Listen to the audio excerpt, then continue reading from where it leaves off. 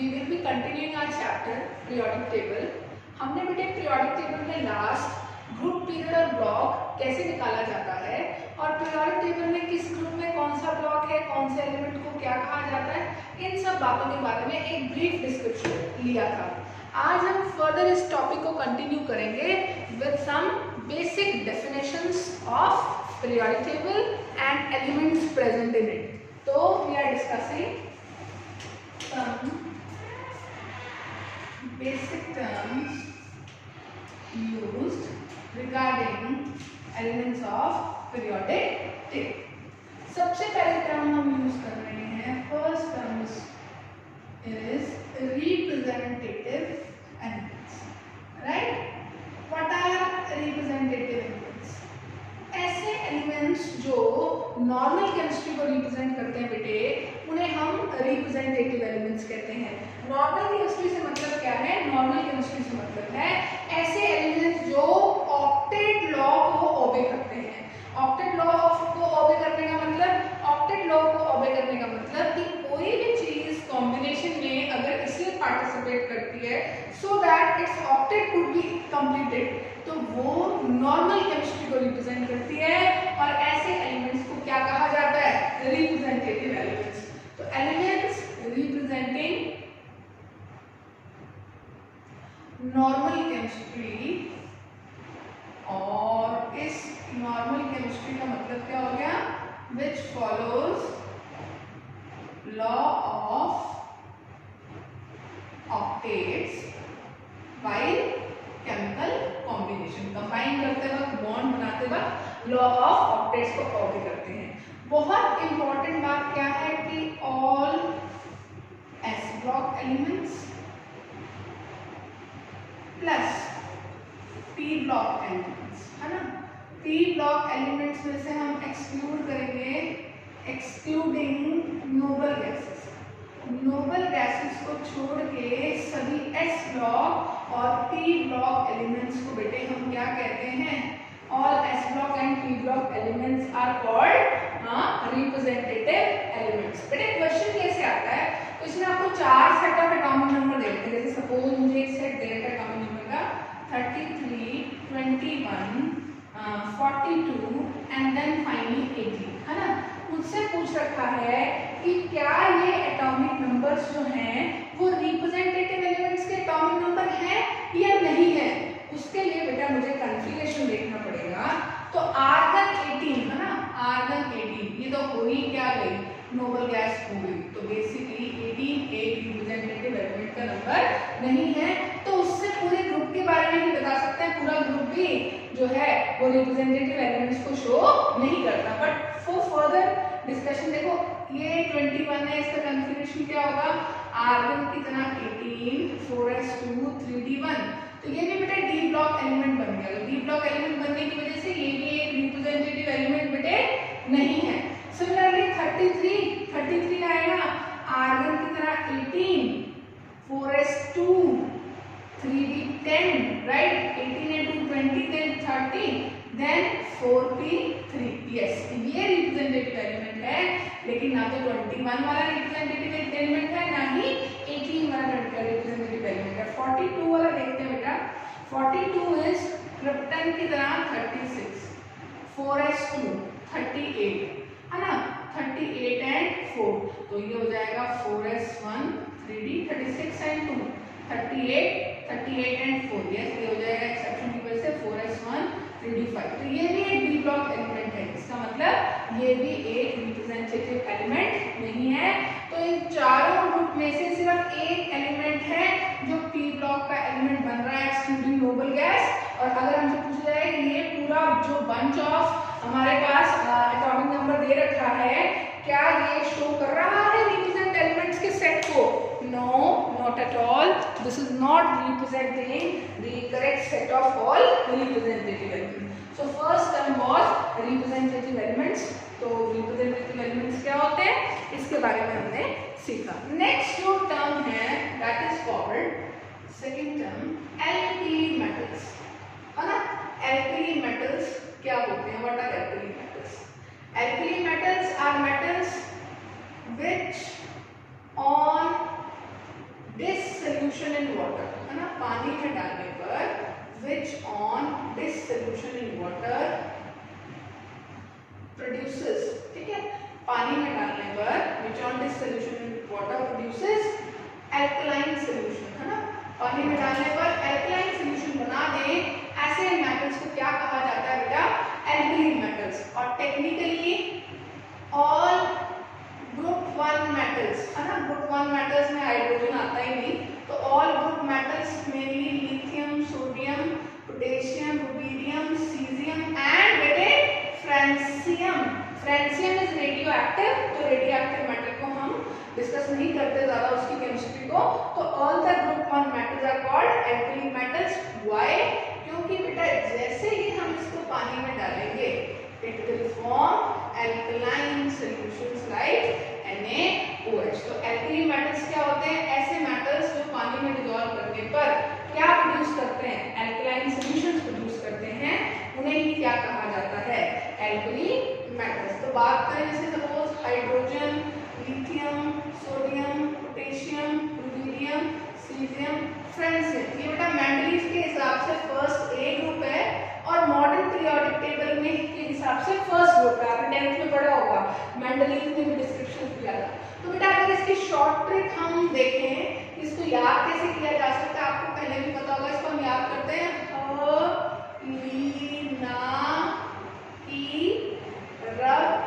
से फरियाद। So this is a mimic short term to memorize the elements present in first group। तो first group में जो elements present है वो है हलीना की रब से फरियाद, hydrogen, lithium, sodium, potassium, rubidium, caesium and francium. Francium एक रेडियोएक्टिव एलिमेंट होता है, इसको हम नॉर्मल केमिस्ट्री में डिस्कस नहीं करते।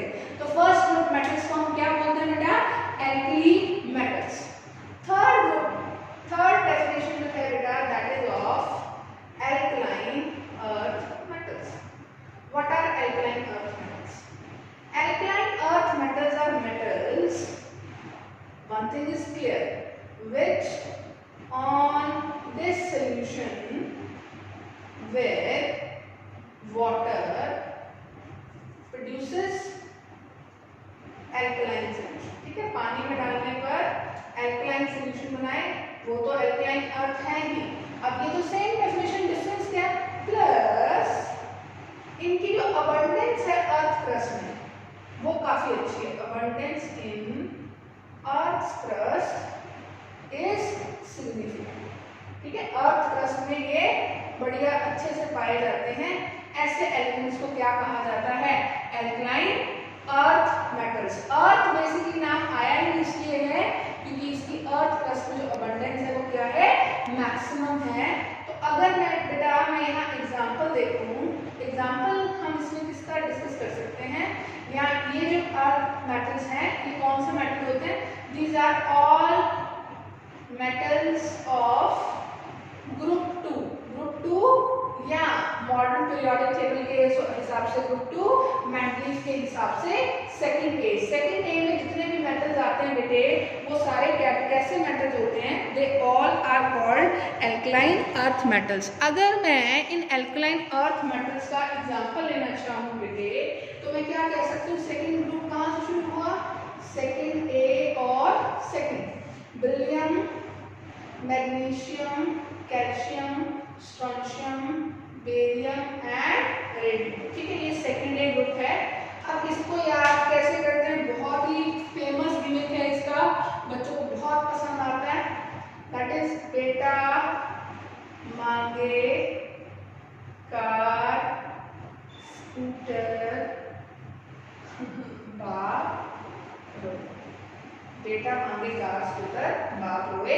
सेकंड ए ग्रुप या second group beryllium, magnesium, calcium, strontium, barium and radium. So second A is called alkaline earth metals और first A metals are called alkali metals. तो ये दो तीन डेफिनेशन जो है वो हमने अभी डिस्कस की, representative elements, alkali metals, alkaline earth metals. Next हम डिस्कस करेंगे the definition for transition elements in transition.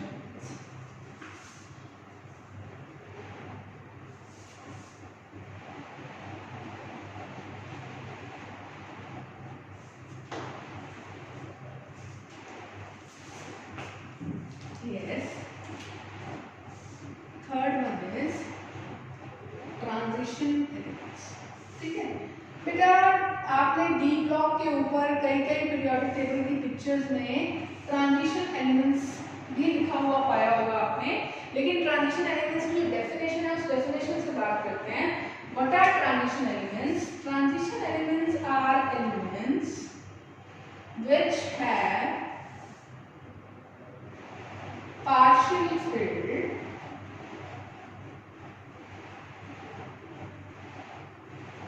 transition elements are elements which have partially filled n-1d subshell. ठीक है, ऐसे एलिमेंट्स जिनके पास n-1d partially subshell filled हो in either ground state, ठीक है, और एक्साइटेड स्टेट, है ना. अब ये क्या होती है, ग्राउंड स्टेट या एक्साइटेड स्टेट, सारी बातें समझते हैं. बेटे ग्राउंड स्टेट का मतलब है, सपोज हमने एक एलिमेंट का कॉन्फ़िगरेशन दिया, सपोज कार्बन का कॉन्फ़िगरेशन दिया, carbon atomic number 6, configuration is 1s2 2s2 2p2. This is the configuration of carbon. ठीक है, जिसके p में कितने इलेक्ट्रॉन्स थे, 2 इलेक्ट्रॉन्स थे. तो 1s2 2s2 2p2, this is the electronic configuration of carbon. ये जो जनरल कॉन्फ़िगरेशन है इसे ही कहते हैं configuration of ground state. Minimum energy की जो कॉन्फ़िगरेशन है ये ग्राउंड स्टेट कॉन्फ़िगरेशन है कि p में 2 आने चाहिए थे. अब अगर आप बेटा क्या करो, कार्बन के s के एक इलेक्ट्रॉन को कुछ एनर्जी देके p में ट्रांसफर कर दो, तो ये हो जाएगा 2s1 2p3. इसको हम क्या कहेंगे, एक्साइटेड स्टेट ऑफ कार्बन, है ना. अब एक्साइटेड स्टेट हमने लिखा तो है, लेकिन एक्साइटेड स्टेट से ज्यादा बेटर टर्म है in its stable oxidation state. तो elements which have partially filled n-1d subshell in either ground state or any stable oxidation state, such elements are called transition element. मैं examples समझाती हूँ. For example scandium 21, बेटा configuration में ये क्या बनेगा, argon की तरह 18 4s2 3d1. इसको हम कहेंगे इसकी ग्राउंड स्टेट कॉन्फ़िगरेशन. मतलब जो कॉन्फ़िगरेशन होना चाहिए था रूल्स के अकॉर्डिंग, उस स्टेट को, उस कॉन्फ़िगरेशन को हम ग्राउंड स्टेट कॉन्फ़िगरेशन कहते हैं. अब ग्राउंड स्टेट कॉन्फ़िगरेशन में ये n-1d 3d है. क्या ये 3d पार्शियली फिल्ड है? पार्शियली फिल्ड का मतलब d में 1 से 9 इलेक्ट्रॉन है ना. तो पार्शियली फिल्ड d सबशेल होने की वजह से क्या ये ट्रांजिशन एलिमेंट है? Yes, this is a transition element. क्योंकि ग्राउंड स्टेट में आपके पास इसमें अनपेड इलेक्ट्रॉन प्रेजेंट है या d सबशेल पार्शियली फिल्ड है. क्या ये d ब्लॉक एलिमेंट है? Yes, last electron d subshell में एंटर कर रहा है, जैसा कि हमने प्रीवियस लेक्चर में डिस्कस किया था. तो यस, ये एक d ब्लॉक एलिमेंट भी है, स्कैंडियम 21. एग्जांपल नंबर 2 देखना बेटा. Example number 2 is zinc 30. Just see the configuration of zinc 30. Zinc 30 is argon की तरह 18 4s2 3d10. This is the configuration of zinc. And this is the actually ground state configuration of zinc. तो क्या ground state configuration of zinc में D incompletely filled है? D incompletely filled नहीं है. लेकिन अभी बात खत्म नहीं होती, हमें ऑक्सीडेशन स्टेट में भी सर्च करना है. और आप सबको पता है जिंक सिर्फ एक ही ऑक्सीडेशन स्टेट में एग्जिस्ट करता है, दैट इज जिंक 2+. जिंक 2+ का मतलब आपने 2 इलेक्ट्रॉन निकाल दिए. बेटा मुझे बताएं आप, इलेक्ट्रॉन पहले डी सबशेल से निकलता है या थर्ड शेल से निकलेगा या फोर्थ शेल से निकलेगा? ऑब्वियसली इलेक्ट्रॉन पहले वहां से निकलेगा जो शेल न्यूक्लियस से दूर है. If this is the nucleus, ये न्यूक्लियस है, तो ये फर्स्ट शेल है, ये सेकंड शेल है, ये थर्ड शेल है और ये फोर्थ शेल है. फोर्थ शेल न्यूक्लियस से दूर है तो ज्यादा आसान इलेक्ट्रॉन निकालना फोर्थ शेल से होगा या थर्ड शेल से होगा? फोर्थ शेल से इलेक्ट्रॉन निकालना बहुत आसान होगा. तो पहले फोर्थ शेल से इलेक्ट्रॉन निकलेगा. तो जिंक 2+ का कॉन्फ़िगरेशन हो जाएगा बेटा आर्गन की तरह 18 3d10. This is the electronic configuration of zinc 2+ argon 18 3d10. तो क्या ये ट्रांजिशन एलिमेंट है? नहीं, क्योंकि ना तो ग्राउंड स्टेट में आपको इलेक्ट्रॉन मिला और ना ही ऑक्सीडेशन स्टेट में आपको डी इनकम्प्लीटली फिल्ड मिली। दोनों ही केसेस में डी कंप्लीटली फिल्ड था। तो अगर जिंक की बात करें तो हम कहेंगे कि जिंक एक ट्रांजिशन एलिमेंट नहीं है, rather it is a non-transition element, but still it is a d block element। तो जिंक d block element तो है लेकिन ट्रांजिशन एलिमेंट नहीं है, नॉन ट्रांजिशन एलिमेंट है। एक एग्जांपल हम और देखते हैं, example number 3, that is of copper 29। ठीक है, कॉपर 29 का एक्सेप्शनल कॉन्फ़िगरेशन होता है बच्चों, मैंने आपको बताया था आर्गन की तरह 18 4s1 3d10। तो ग्राउंड स्टेट में आपको इलेक्ट्रॉन मिला, इनकम्प्लीटली फिल्ड डी सब शेल मिली, नहीं मिली, तो we will go now to its oxidation state. और आपको पता है कॉपर कौन सा ऑक्सीडेशन स्टेट शो करता है? +2। अब +2 का मतलब 2 इलेक्ट्रॉन निकालने हैं बेटे। तो पहला इलेक्ट्रॉन तो फोर्थ शेल से निकलेगा या थर्ड शेल से? फोर्थ शेल से निकलेगा, फोर्थ शेल न्यूक्लियस से दूर है, फर्स्ट इलेक्ट्रॉन निकल गया। और डी सब शेल में कितने इलेक्ट्रॉन हैं? 10 है, एक यहाँ से निकालना पड़ेगा 3d9। ये डी आपके पास पार्शियली फिल्ड आ गई। डी पार्शियली फिल्ड आते ही आप क्या करोगे? You will say yes copper is a transition element and since last electron D सब शेल में एंटर कर रहा है तो it is also an D block element. Transition element भी है और एक डी ब्लॉक एलिमेंट भी है।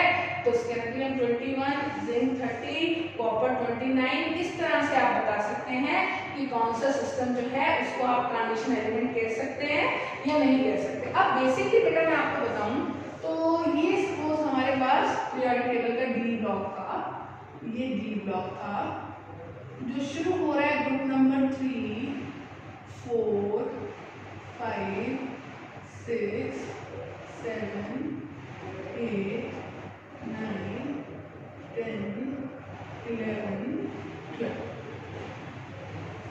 ठीक है, ये हमारे पास डी ब्लॉक है, दिस इज डी ब्लॉक।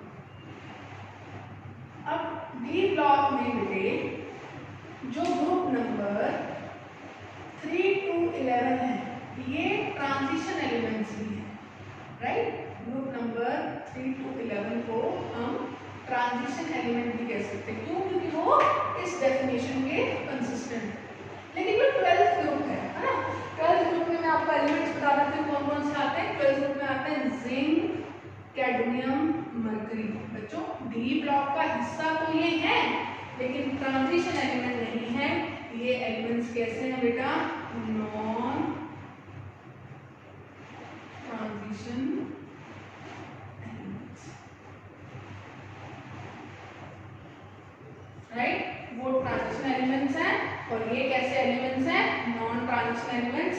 और कंबाइनली इन सबको हम कैसे रखते हैं? As D block elements. तो अगर एक स्टेटमेंट दी जाए कि all transition elements are D block elements, all transition elements are D block elements, तो ये स्टेटमेंट तो ट्रू है, this is true.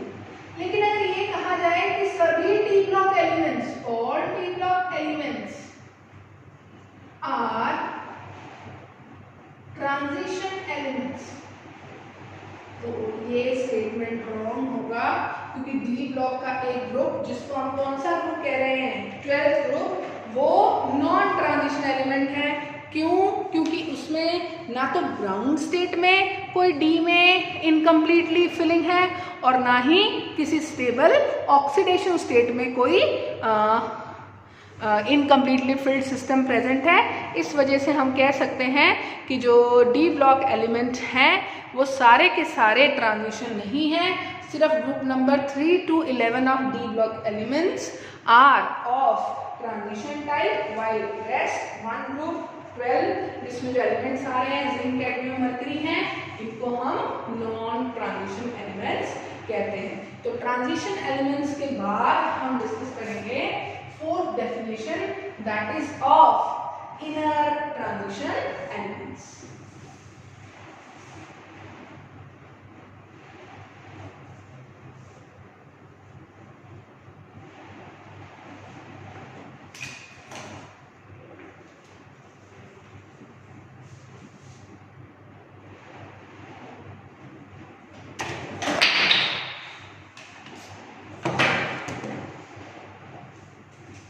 Yes guys, sorry for the disturbance. Next is inner transition elements. Let's see. Yes, this is the fifth definition of inner transition elements. Beta, all the F block elements are called inner transition elements. All F block elements are called inner transition elements. क्यों? क्योंकि वो transition elements के बीच में से निकले हैं। कैसे निकले हैं बेटा, मैंने उस दिन भी आपको एक्सप्लेन किया था। Let me explain you once more. So suppose these are F block elements. आपको पता है ना, दो लाइंस में सीरीज में नीचे रख के इसको रिप्रेजेंट करते हैं।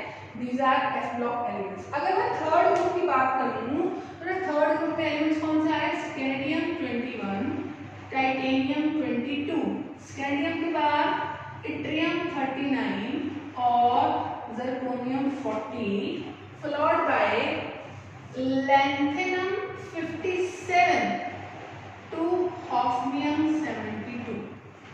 Lanthanum 57 to hafnium 72। और यहाँ जो गैप आया है ना, यहाँ जो गैप आया है वो आया है सीरियम 58 से लेके लुटीनियम 71 वाले एलिमेंट्स को हमने यहाँ रखा है, क्योंकि इसके बाद F सब शेल में इलेक्ट्रॉन्स भरने लगे थे, इसलिए हमने D से निकाल के किसमें रखा है? F में रखा है। आगे बात करूँ तो आगे भी यहाँ आता है एक्टिनियम 89, और फिर यहाँ आ जाता है rutherfordium 104। Actinium 89 followed by rutherfordium 104। तो यहाँ आया ये थोरियम 90 और यहाँ आया लोरेंसियम 103। Thorium 90 then लोरेंसियम 103। ये कहाँ से निकले? ये यहाँ से निकले, एक्टिनियम के बाद से निकले। तो बेसिकली ये पूरा ब्लॉक है ना, ग्रुप, ये भी ट्रांजिशन एलिमेंट है और ये भी ट्रांजिशन एलिमेंट है, और इनके बीच में ये चीजें आ रही हैं, इसलिए सभी F ब्लॉक एलिमेंट्स को बेटा क्या कहा जाता है? All F block elements are also known as inner transition elements। जब आप केमिस्ट्री शुरुआत में पढ़ना शुरू करेंगे बच्चों, तो आपको बहुत सारी ऐसी टर्म्स मिलेंगी। Transition elements, inner transition elements, alkali metals, representative metals, तो वो सब बातें आपने बहुत अच्छे से समझनी है। तो इनर ट्रांजिशन एलिमेंट्स कौन से हैं? All F block elements are called inner transition elements. अब इसमें एक और चीज बताऊं कि ये जो 6th पीरियड वाली लाइन है, इन सबको कॉमनली बेटा क्या कह दिया जाता है?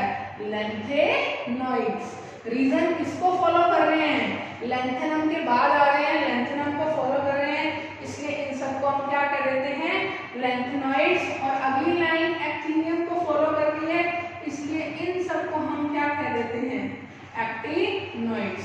तो सीरियम टू लुटीनियम लैंथेनॉइड्स और थोरियम टू लोरेंसियम एक्टिनॉइड्स। तो लैंथेनॉइड्स और एक्टिनॉइड्स सभी कंबाइनली जो है वो जो एलिमेंट्स को कंप्राइज करते हैं, उन एलिमेंट्स को क्या कहा जाता है? F ब्लॉक एलिमेंट्स या इनर ट्रांजिशन एलिमेंट्स। सभी F ब्लॉक एलिमेंट्स को क्या कहा जाता है? Inner transition elements. All F block elements are known as inner transition elements.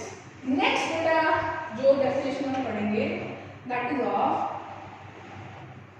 transuranic elements। ठीक है, transuranic elements। transuranic elements नाम से ही पता लगता है कि these are elements present after uranium 92। Uranium आपको पता है रेडियो एक्टिव एलिमेंट्स हैं, न्यूक्लियर फ्यूल की तरह काम करता है यूरेनियम का एक आइसोटॉप, और जितने भी एटॉमिक बम हैं उन सब में यूरेनियम को ही एज अ फ्यूल यूज किया जाता है। Atom bomb works on the principle of nuclear fission reaction of uranium 92। तो ट्रांस यूरेनिक एलिमेंट्स क्या है? Elements present after uranium 92 are called transuranic elements. तो ऐसा क्या है इन ट्रांस यूरेनिक एलिमेंट्स की कैरेक्टरिस्टिक क्या है? Majorly all trans-uranic elements are radioactive, है ना? Major, not all. Radioactive as well as synthetic. Synthetic का मतलब बेटा जो नेचुरल नहीं होता, यानी कि मैन मेड है, लैब में साइंटिस्ट ने वो एलिमेंट्स बनाए हैं। तो इसलिए ट्रांस-यूरेनिक एलिमेंट्स की डेफिनेशन है कि नेचुरल एलिमेंट्स जो हैं वो मेजरली यूरेनियम 92 तक पाए गए हैं, जिनकी नेचर में काफ़ी अच्छी अबंडेंस है। उसके बाद जितने भी एलिमेंट्स हैं वो नॉर्मली ऐसे हैं जो सिंथेटिक हैं, लैब में सिंथेसाइज किए गए हैं या मैन ने या साइंटिस्ट ने बनाए हैं। तो next definition is of transuranic elements. Next definition का जो हम इसमें पढ़ेंगे वो है core charge, right? Core charge क्या होता है? कोर चार्ज इज बेटा the charge on valence shell, है ना? किसी भी सिस्टम की वैलेंस शेल पे जो चार्ज होता है उसे हम क्या कहते हैं? Core charge. For example sodium 11 configuration हो 1s2 2s2 2p6 3s1, ठीक है? तो ये इसकी वैलेंस शेल है। अब वैलेंस शेल में एक ही इलेक्ट्रॉन है तो core charge is equal to 1, है ना? तो सोडियम की कोर चार्ज क्या है? सोडियम का कोर चार्ज है 1 न्यूटन। कोर चार्ज बच्चों होता क्या है? Core charge is a charge on valence shell. तो बेसिकली कोर चार्ज जो है वो बराबर हो गया बेटा किसके? वैलेंस इलेक्ट्रॉन्स के। Core charge is equal to valence electrons of the species. तो inner transition elements, transuranic elements, core charge. तो core charge is the charge on valence shell, right? अब इसके बाद एक बहुत ही इंपॉर्टेंट हमने डेफिनेशन पढ़नी है। दैट डेफिनेशन बेटा is of typical elements. Very very important, बहुत जगह आपको देखने को मिलेगा टिपिकल एलिमेंट्स के बारे में। तो बेटा 8th definition is of typical elements, right? Typical elements क्या होते हैं? Elements which represent their group in terms of common properties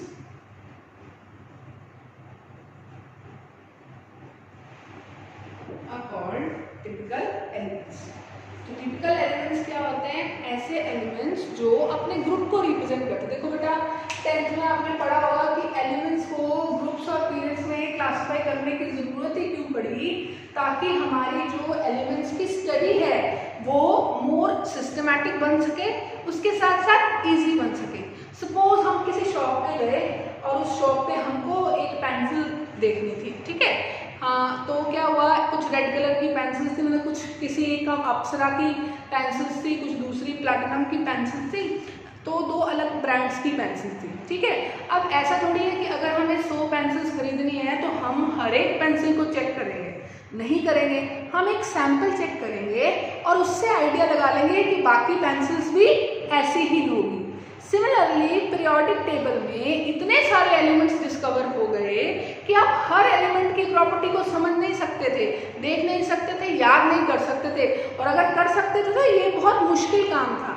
इसको इजी करने के लिए हमने क्या किया, जिन एलिमेंट्स की प्रॉपर्टीज बेटा सेम थी उनको एक ही ग्रुप में क्लासिफाई कर दिया, ग्रुप में रख दिया, और कहा कि भाई एक रिप्रेजेंटेटिव एलिमेंट की प्रॉपर्टी आप देख लें, लगभग बाकी एलिमेंट्स की प्रॉपर्टीज भी उसके जैसी ही होंगी। तो वो एलिमेंट्स जो अपने ग्रुप को रिप्रेजेंट करने का काम करते हैं और अपने ग्रुप की मेजर प्रॉपर्टीज को रिप्रेजेंट करते हैं, ऐसे एलिमेंट्स को ही बेटे क्या कहा गया है?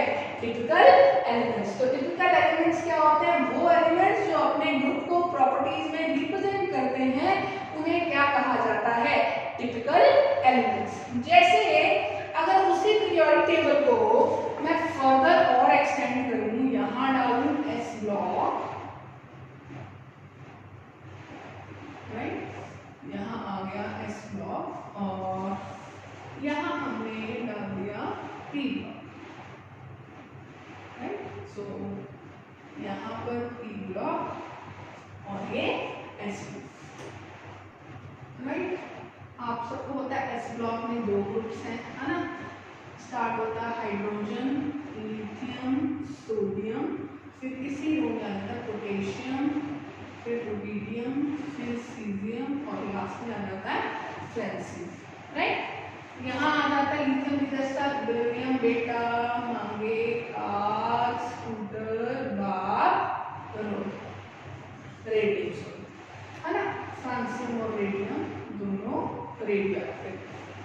अब मुझे फर्स्ट ग्रुप की प्रॉपर्टीज के बारे में डिस्कस करना है, फर्स्ट ए और सेकंड ग्रुप, फर्स्ट ग्रुप या सेकंड ग्रुप, ठीक है। तो फर्स्ट ग्रुप का टिपिकल एलिमेंट ऐसा एलिमेंट जो अपने ग्रुप को प्रॉपर्टीज में रिप्रेजेंट करे। याद रखना, ये फर्स्ट पीरियड है, ये सेकंड, ये third, fourth, fifth, sixth, seventh, है ना। थर्ड पीरियड वाले एलिमेंट्स, है ना, थर्ड पीरियड वाले एलिमेंट्स कैसे एलिमेंट्स होते हैं? रिप्रेजेंटेटिव एलिमेंट्स होते हैं। समझ आया ना? तो फर्स्ट में तो आते ही दो हैं, हाइड्रोजन और हीलियम। हाइड्रोजन और हीलियम किसी भी ग्रुप को अपनी प्रॉपर्टीज में रिप्रेजेंट नहीं करते, उनकी अपनी ही डिफरेंट प्रॉपर्टीज होती हैं। सेकंड ग्रुप भी कुछ वजहों से जाहिर क्या है, जैसे हम टॉपिक आगे बढ़ाएंगे आपको पता लगेगा। सेकंड ग्रुप भी अपने ग्रुप की प्रॉपर्टीज को बहुत अच्छे से एक्सप्लेन भी करता, रादर वो बहुत सी प्रॉपर्टीज में अपने ग्रुप से डिफरेंट बिहेव करता है, अलग बिहेव करता है। तो जितने भी थर्ड पीरियड के एलिमेंट्स हैं, ना, थर्ड पीरियड के एलिमेंट्स, इनके कौन कौन से? सोडियम, मैग्नीशियम, आगे कौन आएंगे? एल्यूमिनियम आ जाएगा, सिलिकॉन आ जाएगा, फास्फोरस, सल्फर, क्लोरीन, है ना। ये सारे एलिमेंट्स, ये सब एलिमेंट्स को हम क्या करते हैं? Typical elements. So all these elements are called typical elements. मतलब अगर आपको फर्स्ट ग्रुप की प्रॉपर्टीज के बारे में समझना है तो आप किसको स्टडी करेंगे? Sodium. Sodium will correctly represent its group in its property. Second group की प्रॉपर्टीज के बारे में डिस्कस करना है तो मैग्नीशियम डिस्क्राइब करेगा। इधर से 13 ग्रुप पर डिस्कस करना है तो एल्यूमिनियम। तो अगर मैं आपसे पूछूं फर्स्ट टिपिकल एलिमेंट कौन सा है, तो फर्स्ट टिपिकल एलिमेंट कौन सा होगा? फर्स्ट टिपिकल एलिमेंट वो होगा जो फर्स्ट ग्रुप की प्रॉपर्टीज को एक्सप्लेन करता है। वो कौन सा है? सोडियम। तो sodium would be called first typical element. Second typical element, second typical element कौन सा होगा बेटा? Second typical element is magnesium. Third would be aluminium. बेटा fifth would be phosphorus. Is it clear? The typical element is the element which represent their own groups in terms of property. एक और definition बेटा हम discuss कर लेते हैं. Next definition is of diagonal relationship. So next definition, definition number 9, which we are discussing is of diagonal relationship. Diagonal relationship क्या होता है बेटा? तीन ही पाई गई हैं. 3 diagonal relationships are found in the modern periodic table. Modern periodic table में 3 ही diagonal relationships पाई गई हैं. क्या होता है? जैसे फिर से मैं बनाती हूँ.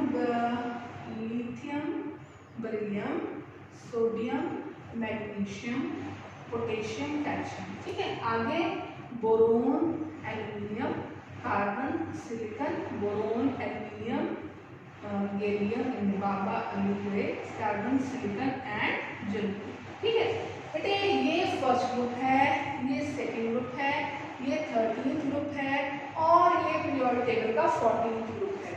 डायगोनल रिलेशनशिप क्या है कि कोई एक एलिमेंट जो है वो अपने ही ग्रुप को प्रॉपर्टीज में मैच करने की बजाय अपने डायगोनली प्लेस्ड एलिमेंट के साथ प्रॉपर्टीज में रिजेम्बलेंस ज्यादा शो करता है। इस रिलेशनशिप को बेटा क्या कहते हैं? Diagonal relationship. ऐसा क्यों होता है इसके बारे में डिस्कस करेंगे, लेकिन अभी हम समझ रहे हैं डायगोनल रिलेशनशिप क्या है।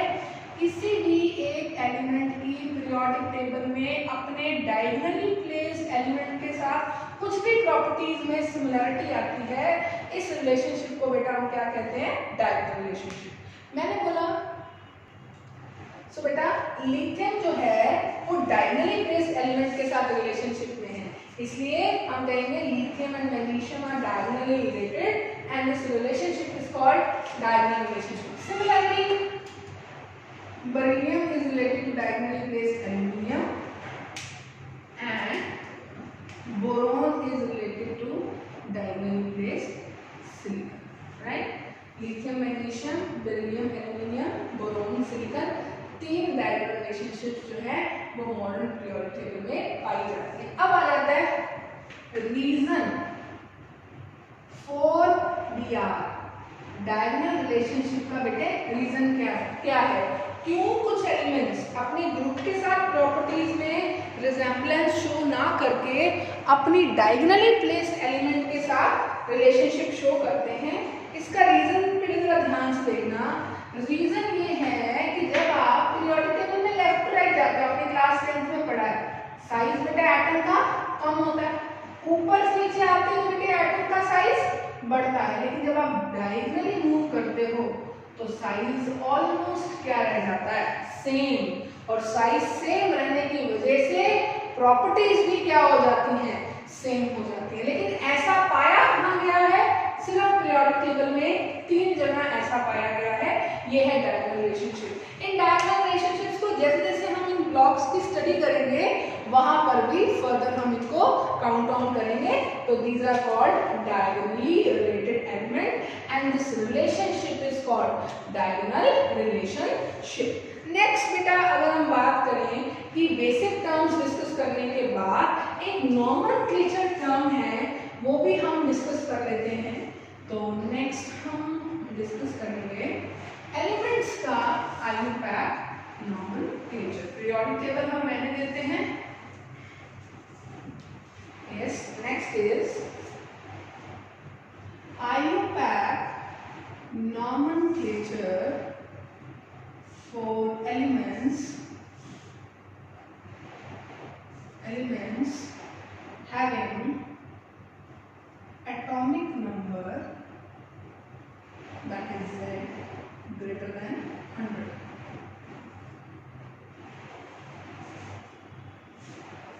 इस देखिए बेटा प्रॉब्लम क्या आ रही, जैसे जैसे ट्रांसयूरेनिक एलिमेंट्स साइंटिस्ट सिंथेसाइज करते गए लैब में, तो क्या हुआ, एक कंपटीशन होने लग गया।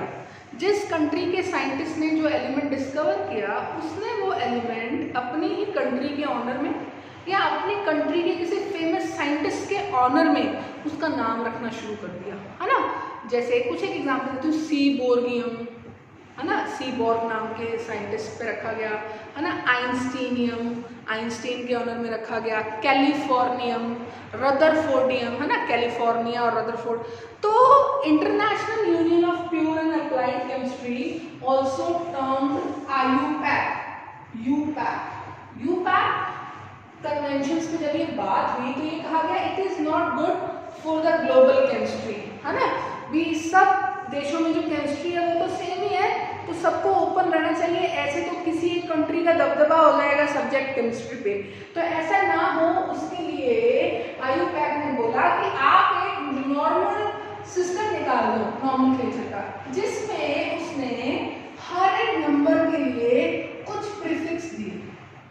जैसे 0 के लिए दिया nil, 1 un, 2 bi, 3 tri, 4 quad, 5 pent, 6 hex, 7 sept, 8 oct, 9 enn, ठीक है, नंबर और प्रीफिक्सेस दिए, ठीक है। अब आपने सपोज आपके पास कोई एलिमेंट था x, है ना, x कुछ भी हो सकता है, कोई एलिमेंट था x, सपोज इसका एटॉमिक नंबर है 1 2 3, है ना, तो इसका एटॉमिक नंबर है 1 2 3, तो इसका नेम कैसे लेंगे बेटा, ध्यान से समझना। 1 के लिए जो प्रीफिक्स यूज करना that is un, we will write un. और आपको पता है एक एलिमेंट के नेम में सिर्फ फर्स्ट लेटर कैपिटल होता है, बाकी सब स्मॉल होता है, this is un. For 2 we could use by, this is by. For 3 we could use try, ठीक है। ये आपने सिंपल से इनका नाम बना दिया, प्लस एक सफिक्स हर बार अपने घर से लगाना, दैट इज इन, राइट। अगर दो बबल्स आ रहे हैं, पहला वाला ड्रॉप हो जाता है, तो इसका नाम क्या हो गया, अन बाई ट्राइयम, इस एलिमेंट का नाम। और अगर इसका सिंबल देना है तो सिंबल में भी फर्स्ट लेटर कैपिटल लगता है, रेस्ट का नहीं। 1 के लिए अन था तो फर्स्ट लेटर लो u, 2 के लिए बाई था, सेकंड लेटर स्मॉल में लो b, थर्ड के लिए ट्राई था, थर्ड लेटर लो t। तो इसका सिंबल बेटा एलिमेंट क्या हो जाएगा, u v t।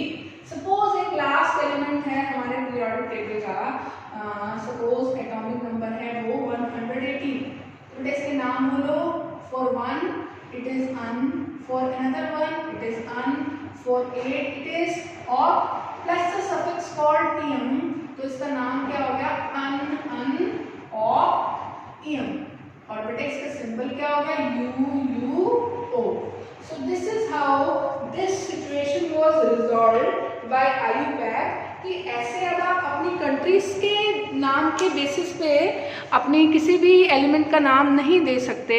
हमको क्या करना है, हमको IUPAC नॉमेनक्लेचर सिस्टम को फॉलो करना है to name the elements which are present after the atomic number 100 in the periodic table. तो कैसे नाम देना है ये भी आपने सीख लिया है, और सिंबल क्या रहने वाला है ये भी आपने सीख लिया है। फर्दर अगर मैं बात करूं तो आगे के लेक्चर्स में बेटे हम लोग पीरियोडिसिटी क्या होती है इसके बारे में डिस्कस करेंगे।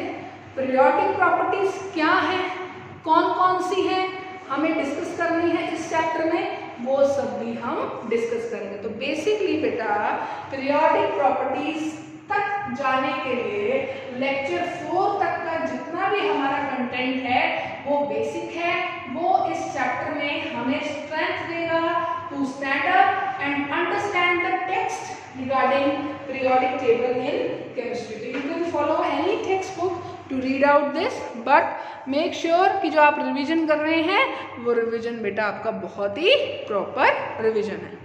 Okay guys.